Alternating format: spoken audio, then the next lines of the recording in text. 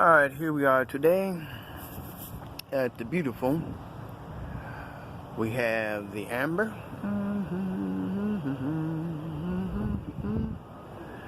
and the quartz. So in this tutorial, we're just showing you that I'm cleaning the amber and the quartz at the same time. So you can always do two or different things at one time. You don't have to do just one thing and be one monolithic kind of person. Be multi-dimensional. Go on, figure out what you can do and how many different avenues you can do on this tutorial.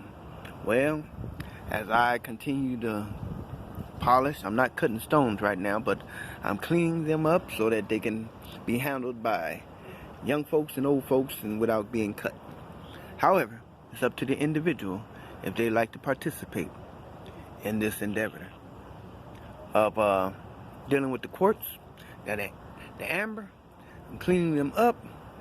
Boy, and all I ask people to do is just come to class. And the majority continue to believe not, because maybe they have a bias against the quartz or the amber.